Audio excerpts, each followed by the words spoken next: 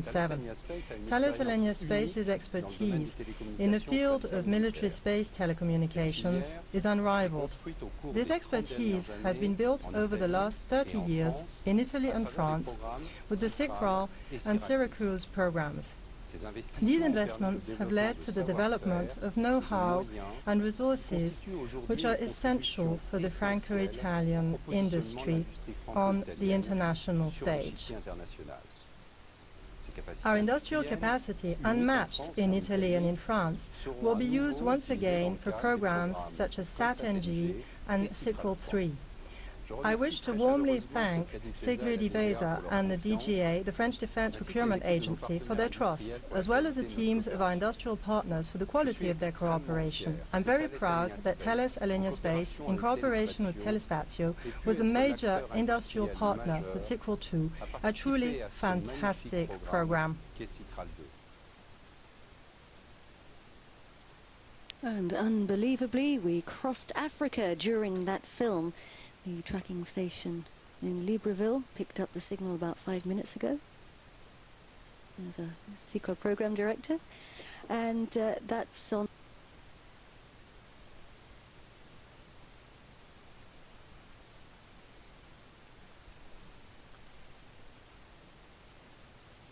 We'll have issues once again.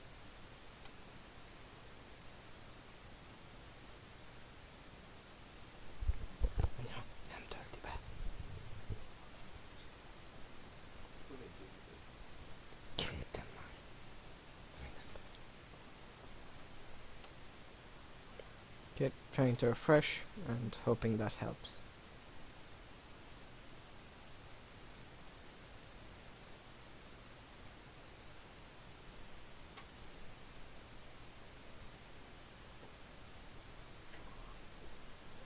Okay, wait for this to load up again. Oh. You can see there the scheduled cut-off time. Perfect audio. We've switched off our engine and we're entering what we now call the ballistic phase. We have confirmation there from the range operations manager that we... Here we go. Things back. We're travelling high enough and fast enough to cruise without the engine, and this actually means that we are now on our orbit. They're in orbit, basically. We have to climb a little bit higher before we can start separating Thor-7. Our separation orbit is actually 1,126 kilometers altitude. It's going to take us another 3 minutes or so to get there. 3 minutes until the separation of the first satellite. Just out of interest, Sicral-2's injection orbit will be 2,427 kilometers above the Earth. That's about 1,300 kilometers higher than Thor-7. So we're now going through a very carefully planned set of manoeuvres, and we call this the space ballet because it's a bit of a dance in its own right. The stage is orientating these satellites. Once we release them, they continue their journey on their own. They'll have to travel for about 5 days to get to their final orbits. They'll have to climb up to 36,000 kilometers above our planet. And in order for them to do that, we have to put them in a very precise position, a very precise attitude. Very soon, Thor-7 will decouple. And in order to do this, the upper stage has a brain. It's controlling all of these maneuvers, and it's in what we call the vehicle equipment bay. It's very smart. It's made of 2 computers, and it can even take its own decisions. It takes into account information from the tank, from the engines, etc. And then if there are different options, it always chooses the one which maximizes the success of the mission. Okay. Very soon we will detach Every satellite has to be positioned into a different orbit, and the upper stage has to twist in any direction that we want in order to be able to do that. And it has 6 thrusters, which give tiny little bursts. Basically of gas. RCS. Pretty much RCS. Those thrusters can move it in any direction we need it to go. Don't need much power to do that. think Thor-7 is about to separate. So we're getting close now to what we call the injection point. That's where we will separate the first satellite, Thor-7. A bit later. Remember, the altitude was 1,126 kilometers. Getting close.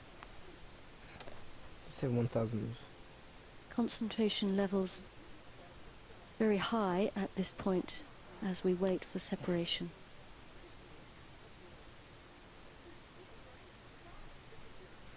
I think you couldn't give us telemetry at this point. I don't think we're interested. Séparation de la charge utile Thor-7. Separation confirmed, but come on. And we have confirmation there that we have separated Thor-7, our first satellite. Yay. Now give us telemetry. Congratulations to Telenor Yeah, good for you. Give me. and Space Systems Loral and all the teams involved. There we can see it separating there. It's actually being pinged into space by a set of springs. Début d'orientation au profit du Ping. Gilda.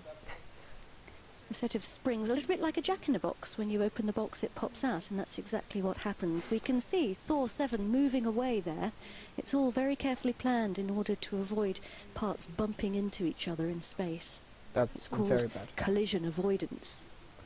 Well, no, you don't think. So Thor-7's now heading out on its own journey. It's got to get to its orbital slot, which is 0.8 degrees west. And it's got to climb to 36,000 kilometers above the Earth. It's going to take it 5 days to get there. In the meantime, we'll still have Sicral-2 attached. It's underneath Silda. that black structure, the Silda. And so Ariane has more work to do. We need to climb to Les manœuvres 2,400. d'orientation se poursuivent nominalement. And he's telling us that all the manoeuvres are going nominally according to plan.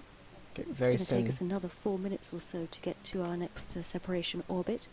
I think we'll. We've got a few more manoeuvres to perform before we can get there. I think the Silda is separated.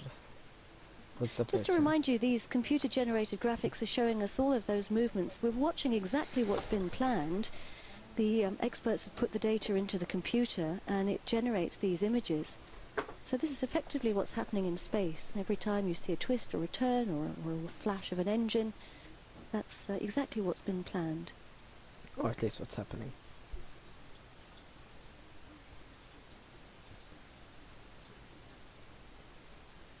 So Thor-7 deploys its solar solar arrays separation as well. after separation. It's going to have to power up when satellites deploy their solar arrays. It's a little bit like a butterfly coming out of its cocoon.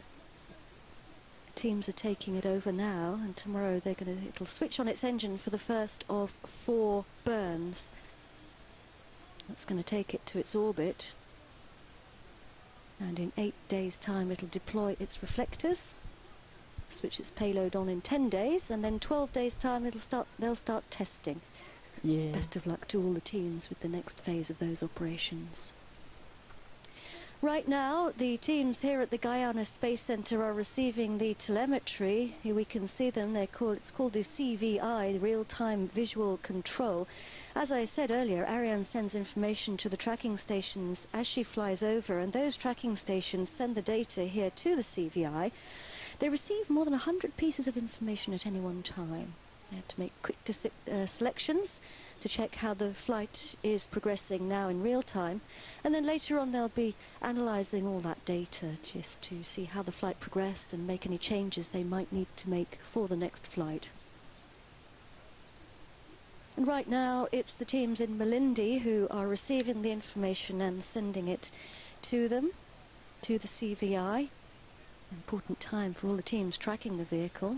Everyone's poring over the data right now and concentrating hard. This is the 3rd launch this year from the Guyana Space Centre. We had 3 launches using 3 different vehicles for 3 different applications. The first launch was the baby of the family. That was back in February. Vega orbited a European Space Agency craft, and then we had in March Soyuz, the medium lifter.